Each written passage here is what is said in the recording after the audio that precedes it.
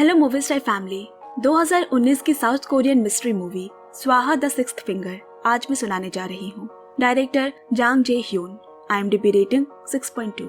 कहानी शुरू होती है साल 1999 यंगवॉल, गंगवॉन जिला, साउथ कोरिया के एक छोटे से गांव में, जहां जुड़वे बच्चों का जन्म होता है। और उनके जन्म के समय गांव भर के जानवरों में एक अजीब सी बेचैनी दिखाई देती है। जिनके घर जुड़वा बच्चे पैदा होते हैं वहाँ कितनी खुशी, कितनी रौनक होती है, लेकिन यहाँ तो मनहूसियत के बादल छा गए, क्योंकि जुड़वा बच्चे में एक बच्ची तो सामान्य पैदा हुई, लेकिन दूसरी बच्ची एक शैतान, जो अपनी माँ के गर्भ में रहते हुए ही अपनी बहन के पैर को खाकर जिंदा रह रही थी। एक और चीज गौर करने की है कि उस बच्ची की 5 उंगली के बजाय दोनों हाथों में 6 उंगलियां थी। डॉक्टर ने देखते ही कह दिया, ये बच्ची ज्यादा दिनों तक नहीं बचेगी। उनकी माँ 1 हफ्ते के बाद चल बसी और पिता ने खुद को फांसी लगा ली। उनके दादा दादी ने ही बच्चे को पाला पोसा। अब कहानी साल 2014 से शुरू हुई। ली अब 14-15 साल की हो चुकी है। अपनी जुड़वा बच्ची के द्वारा पैर में काटे जाने की वजह से वो थोड़ी लंगड़ा कर चलती है और वो लोग एक ही जगह पर ज्यादा दिनों तक नहीं रहते। उन्हें नए गांव में रहते हुए महीने भर हुए हैं और महीने भर से ही उसी गांव के पालतू मवेशी अपने आप मर रहे हैं, जिनके लिए एक ओझा से पूजा करवाई जा रही है। उसे किसी ने बताया, जब से वो नया परिवार यहाँ रहने आया है उसके बाद से ही ये सब अजीबोगरीब चीजें शुरू हुई है। यही कारण है कि उनका परिवार जगह बदलता रहता है। अब ली ने दूर से उसी ओझे के साथ कुछ आदमियों को उनकी ही तरफ आते देख फौरन घर के दरवाजे खिड़कियां बंद करने लगे। ओझा के कहने पर भी काफी देर से जब उन्होंने दरवाजा नहीं खोला तो वो लोग वहाँ से चले गए। दरअसल ली की जुड़वा बहन मरी नहीं थी, वो अभी भी जिंदा है, पर वो कोई इंसान नहीं है, ना उसका कोई नाम है, ना ही कोई पहचान, और दुनिया की नजर में ली की कोई जुड़वा बहन है ही नहीं। उसे एक बंद कमरे में कैद करके रखा जाता है और हर रात उस कमरे से देर तक उसकी जोर जोर से रोने की आवाजें आती है। ये एक ईसाई परिवार है। उनकी दादी घर में जन्मे इस पाप की प्रायश्चित के लिए ईसा मसीह से हर वक्त प्रार्थना करती रहती है।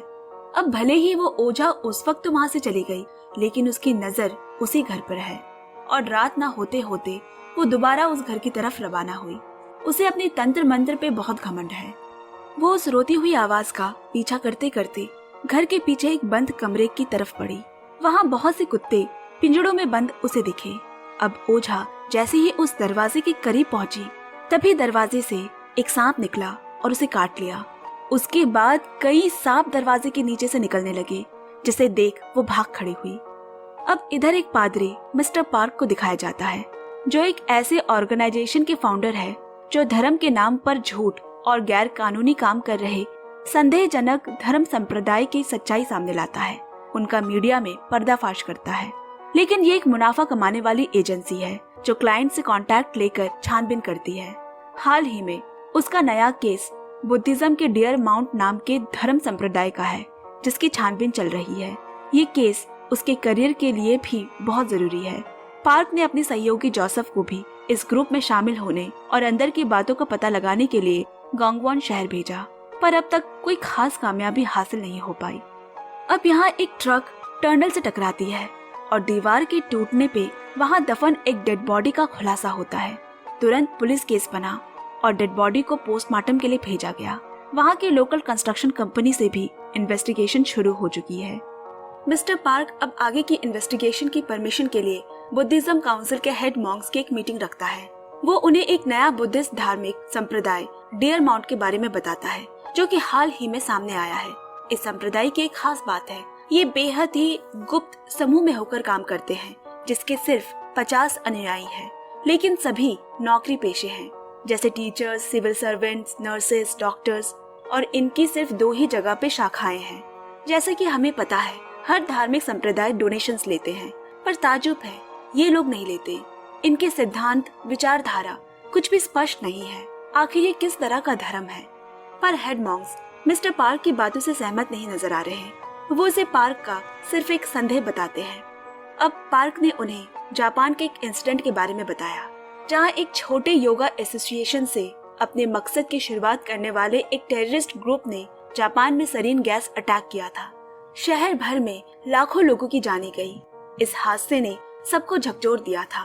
ये सुनकर अब मॉन्क्स सोच में पड़ गए और उनमें से एक मॉन्क हायन ने पार्क का पक्ष लिया और उसे आगे की इन्वेस्टिगेशन करने की परमिशन मिल जाती है। मीटिंग खत्म होने के बाद मॉन्क हायन ने पार्क से कहा, एक धर्म की बुनियाद उनका धार्मिक ग्रंथ या किताब होता है। उनका असली मकसद जानने के लिए उनके धार्मिक किताब का पता लगाओ, तभी मालूम होगा ये धर्म कहाँ से आया है और इनका मकसद क्या है। अब एक आदमी को दिखाया जाता है जिसका नाम जिम है। वो एक कंस्ट्रक्शन साइट में काम करता है। घर वापस आते समय रेडियो में खबर सुन रहा है। जो डेड बॉडी टनल से बरामद हुई है उसका संबंध 2 साल पहले लापता हुई लड़की से बताया जा रहा है, पर इस बात की पुष्टि ऑटोप्सी के बाद ही हो पाएगी और पुलिस लोकल कंस्ट्रक्शन साइट कंपनियों से तहकीकात कर रही है। अब जिम ने घर पहुंचकर देखा उसका एक दोस्त आया हुआ है। डिनर के बाद दोनों टहलने निकले, लेकिन अजीब बात है, दोनों एक दूसरे को किंग कहकर सम्मान देकर बातें कर रहे हैं। वो जिम को किंग जिगुक कहकर बुलाता है और जिम उसे किंग ग्वांग। दोनों एक दूसरे को किंग क्यों कह रहे हैं, इसके पीछे भी एक गहरा राज है जिसका खुलासा आगे कहानी के दौरान होगा। अब किंग जिगुक ने उसके घर जो दोस्त बनकर आया किंग ग्वांग से कहा, मुझे पता था तुम आओगे। किंग ग्वांग ने उसे बताया, वो लोग जल्द ही तुम्हें ढूंढ निकालेंगे। अब वो घड़ी आ चुकी है जिसका तुम्हें इंतजार था। मैं डर गया था, मुझे उन बच्चों की चीख सोने नहीं देती। मैं कमजोर हो गया था, इसीलिए छुप कर बैठा था।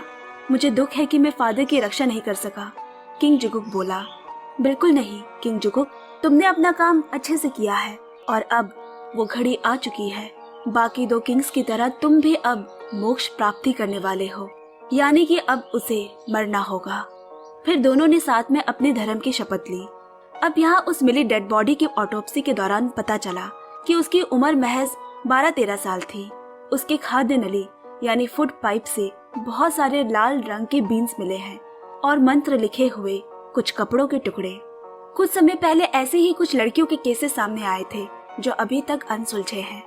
अब यहाँ धार्मिक संप्रदाय का पर्दाफाश करने वाला मिस्टर पार्क का सहयोगी जोसेफ उसी सिलसिले में डियर माउंट ग्रुप के धार्मिक उपदेशों की बैठक में जाता है और अपना फोन मिस्टर पार्क को लगाकर चुपचाप बैठ गया। मिस्टर पार्क कार में बैठा वहाँ की सारी बातें सुन रहा है। वहाँ के लोगों को बताया जा रहा है, हमारे धार्मिक समुदाय की एक पवित्र किताब है जिसकी आज तक सिर्फ 4 कॉपीज ही बनी है। उस किताब के आखिरी पन्ने में एक भविष्यवाणी लिखी है कि 81 शैतानों का जन्म होगा। मिस्टर पार्क वो सारी बातें नोट कर रहा है। इतने में पुलिस की कार उसी बिल्डिंग के सामने आकर रुकी जहाँ ये बैठक हो रही है। पुलिस टनल में मिली डेड बॉडी के सस्पेक्ट जिम यानी किंग जिगुक, जो लोकल कंस्ट्रक्शन साइट पे काम करता है, उसी की पूछताछ करने आया है क्योंकि उसके एड्रेस में इसी डियर माउंट बिल्डिंग का पता लिखा है। सेंटर के ऑर्गेनाइजर ने कहा, आपको कोई गलतफहमी हुई है, ये तो एक बुद्धिस्ट सेंटर है। तभी पुलिस को जिम के घर के एड्रेस की खबर मिली और वो वहाँ से निकल गए। यहाँ जिम रात के वक्त कंस्ट्रक्शन साइट पे है और उसे लगा जैसे उसने किसी मरे को देख लिया हो, जिससे वो बेहद डर जाता है।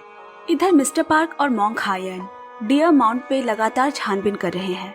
मॉन्क हायन बोले, जो तस्वीर तुमने मुझे भेजी थी उसमें पीछे बनी पेंटिंग के बारे में जानते हो तुम? दरअसल वो बुद्धा के 4 दिव्य राजाओं में से एक की पेंटिंग है। कथाओं के अनुसार बुद्धा जब भारत से आए तो उनके साथ 4 अनुयायी थे जिन्हें देवास कहा जाता था। आगे जाकर वो 4 दिशाओं उत्तर, दक्षिण, पूरब और पश्चिमी द्वार के रक्षक बने, जो असुरों, अधर्मी और पाप से लड़े और किंग कहलाए। अब उनके सामने ये बात भी सामने आ गई कि डियर माउंट ग्रुप की भी 2 नहीं बल्कि 4 शाखाएं हैं, 4 अलग अलग दिशाओं में, जो है ताइबेक, जुंगसुंग, जेचुआन और दानयांग। और हर एक दिशा के लिए एक एक किंग है। किंग दामून उत्तर का, किंग जांग दक्षिण, किंग ग्वांग पश्चिम और किंग जिगुक पूरब का। और हम हैं पूरब यानी किंग जिगुक के शहर में।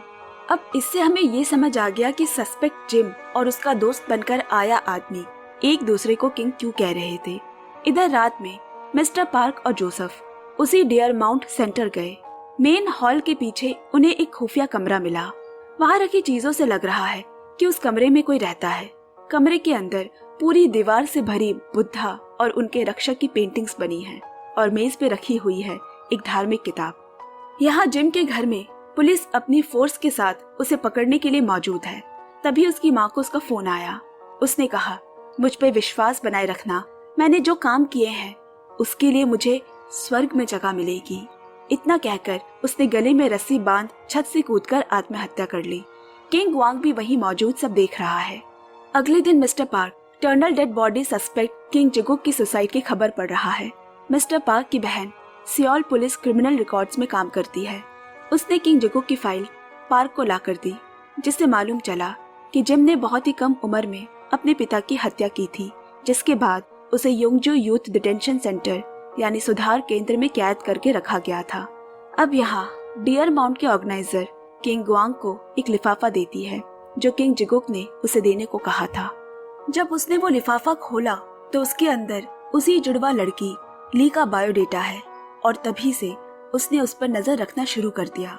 यहाँ मॉन्क हायन पार्क और जोसेफ को डियर माउंट की मिली धर्म किताब के बारे में बताता है।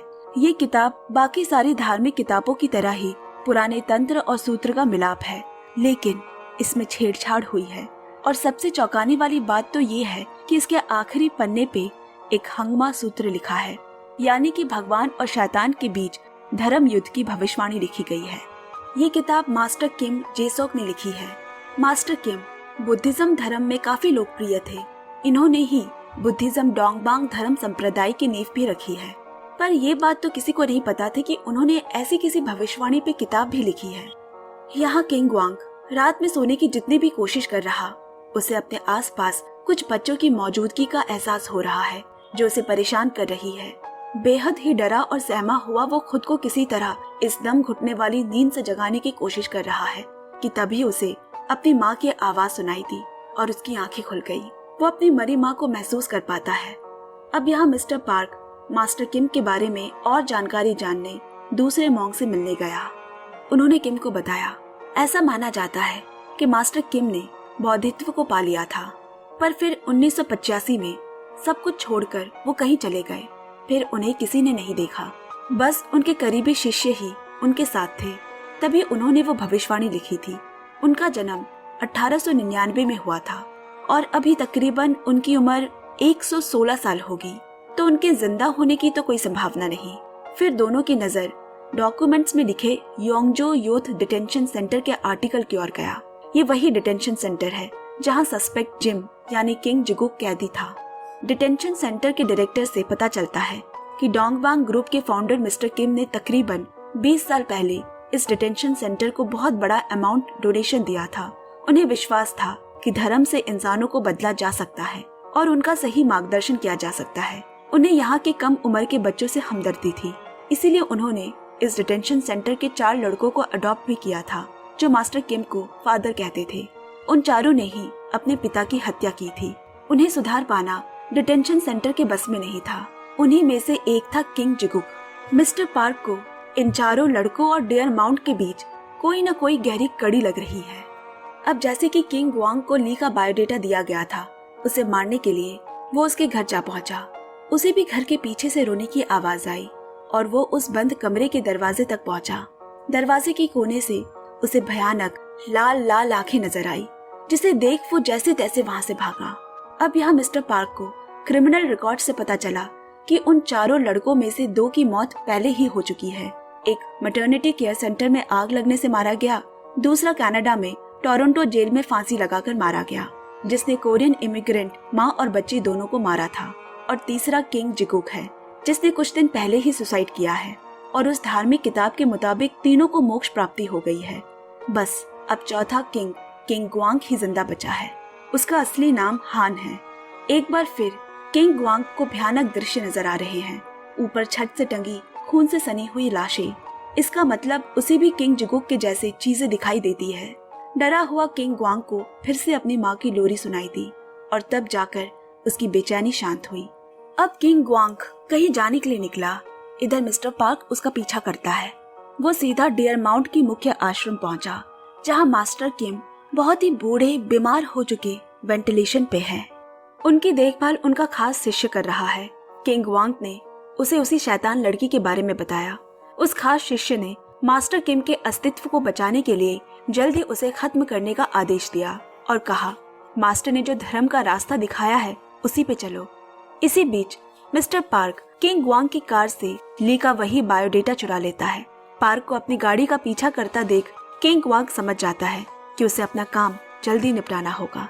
यहाँ पार्क को ली का बायोडेटा देखते हुए कुछ खटकता है और वो सीधा पुलिस स्टेशन चीफ हुआंग के पास जाता है, उन्हें समझाने कि किंग जिगो की आत्महत्या करने के पीछे कोई बड़ी साजिश है जिसे हम नजरअंदाज कर भूल कर रहे हैं। लेकिन पुलिस चीफ ने उसकी बातों पे ध्यान नहीं दिया। अब मिस्टर पार्क और जोसेफ खुद ही इस किताब की गुत्थी को सुलझाने की कोशिश में लग गए। पहला सवाल तो ये है कि इसमें जिन शैतानों की बात की गई है वो 81 ही क्यों है, और जिस पन्ने में 81 शैतानों की बात की गई है उसी पन्ने में कुल 81 पंक्तियां हैं और हर पंक्ति में 10 अंक लिखे गए हैं जिसे अभी तक डिकोड नहीं कर सके।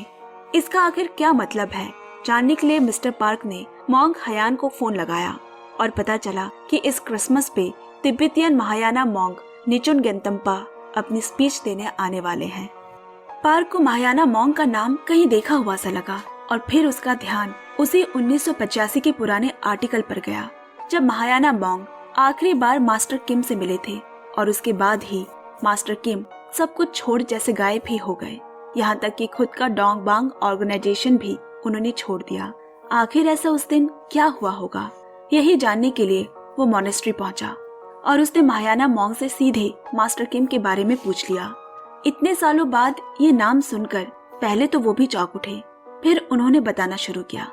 ऐसा माना जाता है कि बुद्धा का फिर से पुनर्जन्म होगा जब इस धरती पे पाप पड़ेंगे, और तब वो मैत्रेय कहलाएगा, यानी बुद्धा का अवतार जो परम ज्ञानी होगा। मैं मास्टर किम से 1985 में मिला था और मैंने उनके चमत्कारी 12 उंगलियों को देखा है जो मैत्रेय का प्रतीक है। मास्टर किम ही वो मैत्रेय है, वो ही बुद्धा के अवतार है और आज भी वो जिंदा है। लेकिन हर जन्म के बाद मृत्यु भी आती है जो कि दुनिया का एकमात्र सच है। इंसान जन्म लेता है और उसका मरना भी तय है। गौतम बुद्ध ने भी स्वयं अपने शरीर का त्याग किया था, लेकिन बुद्धा के अवतार मास्टर किम अमर रहना चाहते थे। वो इस शरीर का मोह नहीं त्याग पाए और उसी दिन मैंने उनकी भी मृत्यु की भविष्यवाणी की, क्योंकि प्रकृति अपने नियम से बंधी हुई है। उसे मारने वाले का जन्म ठीक 100 साल बाद वही होगा जहाँ वो जन्मे थे, और जब उसका पहला खून बहेगा उस दिन वो उसे मारेगी। लेकिन 81 शैतानों के रहस्य का जवाब भी महायाना मोंग के पास नहीं। अब यहाँ किंग वांग मास्टर किम से मिलने के बाद ली को किडनैप कर लेता है और जल्द ही मारने की विधि शुरू करता है। उसने ली से कहा, तुम्हारा जन्म एक शैतान के रूप में हुआ है। ये मृत्यु अंत नहीं है और ये मृत्यु तुम्हें एक नया जन्म देगी। तभी ली ने कहा, इसका मतलब मेरी जुड़वा बहन भी शैतान पैदा हुई है, उसे भी मारते ताकि उसे अपने कष्टों से आजादी मिल जाए और उसका भी इंसान के रूप में नया जन्म हो सके। ये सुनकर किंग वांग अचंभित हो गया, उसके तो होश उड़ गए। इधर मिस्टर पार्क और जोसेफ ट्रैफिक जाम में फंसे हुए हैं। क्रिसमस की सजावट देखकर पार्क बोला, पता नहीं क्रिसमस खुशी का त्योहार है या गम का, क्योंकि इसी दिन ईसा मसीह के जन्म की भविष्यवाणी की गई थी जो किंग ऑफ ज्यूस बनेगा। जिसे सुनकर किंग हेरोड ने बेथलेहम के 2 से 3 साल के सारे लड़के बच्चे को मौत के घाट उतार दिया। और तभी पार्क के दिमाग में बिजली सी दौड़ गई। वो आखिरी रहस्य उसने सुलझा लिया है। अब वो सारी बिखरे कड़ियों को जोड़ने लगा। मास्टर किम का जन्म साल 1899 यंगवुल में हुआ था और भविष्यवाणी के मुताबिक ठीक 100 साल बाद उन्हीं के जन्म स्थान में उनको मारने वाली पैदा होगी। उसके बाद वो हंगमा सूत्र लिखा गया जो नया नया जोड़ा गया है, और फिर उन 4 लड़कों को डिटेंशन सेंटर से उठाकर यंगवुल के 4 दिशाओं का रक्षक बनाना, ताकि वो 1999 में वहाँ पैदा होने वाली हर लड़कियों को मार सके। अब मिस्टर पार्क ने सभी लड़कियों के डेथ रिकॉर्ड्स चेक किए, जिसमें 1999 यंगवुल में पैदा हुए लड़कियों के केस दर्ज हैं। यहाँ तक कि दूसरे कंट्री से माइग्रेट हो गई लड़कियों को भी मारा गया है, वो भी सिर्फ इसीलिए क्योंकि उन्हीं में से कोई है जो मास्टर किम को मारने वाली है। पिछले 10-15 सालों से ऐसे ही लड़कियों को मारा जा रहा है, और ये 81 किसी शैतानों के जन्म की बात नहीं कही गई है, बल्कि ये तो वो मासूम 81 लड़कियां हैं जिनके जन्म के समय की संख्या ही वो 10 अंकों का छुपा कोड है जिसे उसी किताब में लिखा गया है। जब 1999 में जन्मे सभी लड़कियों की जन्म संख्या के रिकॉर्ड्स पूरे मिल गए, तब जाकर साल 2000 में उनकी धर्म पुस्तक छापी गई। धर्म की आड़ में मासूम लड़कियों की हत्या की जा रही है, और इतनी बड़ी साजिश की शुरुआत आज से लगभग 30 साल पहले ही हो गई थी। ली की जुड़वा बहन है जानकर अब किंग वांग उसे मारने पहुंचा, लेकिन वहां पहुंचकर वो इस लड़की को ऐसे अद्भुत दिव्य रूप में बैठा हुआ देखता है कि वो अवाक रह गया। उसे उसका ही इंतजार था, जैसे मानो उसे पहले से ही पता था कि किंग ग्वांग को यहाँ एक दिन आना ही है। उसने पूछा, आखिर कौन है आप? मैं वो हूँ जो हर रात रोती है जब मासूमों का खून बहता है। अब वो जैसे ही उसे मारने आगे बढ़ा, उसके मुंह से वही अपनी माँ की लोरी सुनकर वो चौंक गया और फूट फूट कर एक बच्चे की तरह रोने लगा। उसके सामने उसने आत्मसमर्पण कर दिया। मुझे अब आगे क्या करना है? वो बोली। अपने अंदर की आंखें खोलो, समय आ गया है। जिसकी 6 उंगली है वही असली शैतान है, उसे मारना होगा। इतना कहकर वो बेहोश हो गई। ये सब देख ग्वांग का विश्वास डगमगा चुका था और असली सच्चाई क्या है उसका पता लगाने आश्रम की ओर निकल गया। रास्ते में पार्क उसकी गाड़ी को देख उसका पीछा करता है। किंग ग्वांग वहां पहुंचकर मास्टर किम से अपने सवालों के जवाब मांग रहा है। आखिर सच क्या है? और फिर उनकी उंगली चेक करने पे वो आम इंसान की तरह ही 5 होती है। वो भौचक्का रह गया कि फिर वो कौन है जिसकी 6 उंगलियां हैं। तभी मास्टर किम के खास शिष्य ने कहा, वो लड़की तुम्हें तुम्हारे मार्ग से भटका रही है, वो एक शैतान है। लेकिन जब उसकी बातों का किंग ग्वांग पे कोई असर न होता देख उसने उस पर गोली चला दी। इधर पार्क मास्टर किम की ऐसी हालत देखकर हैरान है। अगर वो सच में बुद्धा का अवतार होते तो उनकी ऐसी दशा नहीं होती। ये तो बाकियों की तरह बस एक आम इंसान है। अब उसी खास शिष्य को उस ओर आता देखकर पार्क छुप गया। उसने वेंटिलेशन में पड़े मास्टर किम से कहा, तुम्हारा काम पूरा हुआ। और फिर उसका वेंटिलेशन सिस्टम बंद कर दिया और खुद उस लड़की को मारने निकल पड़ा। वो खास शिष्य और कोई नहीं, खुद मास्टर किम है, जिसने अपने ही शिष्य को दुनिया के सामने मास्टर किम बनाकर रखा था और सच्चाई बस उसे ही पता थी। असली शैतान यही मास्टर किम है, जिसने ये सारा खेल रचा है। अब मिस्टर पार्क जोसेफ और जख्मी किंग ग्वांग के साथ उस असली मास्टर किम के गाड़ी का पीछा करते हुए जानबूझकर उसकी गाड़ी को टक्कर मारी ताकि किंग ग्वांग को मास्टर किम की गाड़ी में शिफ्ट कर सके। किंग ग्वांग को भी सही और गलत का अंतर पता चल चुका है। मास्टर किम को मारने की कोशिश में उनकी गाड़ी भयानक रूप से पलटी, पर मास्टर किम को एक खरोच तक नहीं आई। किसी भी इंसान के वश में नहीं है उसे मार पाना। और तब किंग ग्वांग ने एक लाइटर की छोटी सी जलती हुई लौ से उसे जला डाला। लेकिन इस लौ को आग में बदला है असली मैत्रेय ने। ये आग उसी ने दी थी। भविष्यवाणी सच हुई। जब दुनिया पाप, अधर्म और अंधकार से घिर गया, तब एक असली मैत्रेय का जन्म हुआ, जो समय आने तक अज्ञान जीवन जी रही थी। लेकिन उसका जन्म ही हुआ था मास्टर किम के शरीर के अंत के लिए, जिसके बाद उसने भी अपना शरीर त्याग दिया और मूवी यही खत्म हुई। पसंद आए तो प्लीज लाइक, शेयर, कमेंट, प्यार पक्के से देते रहे। Bye bye, take care and love you.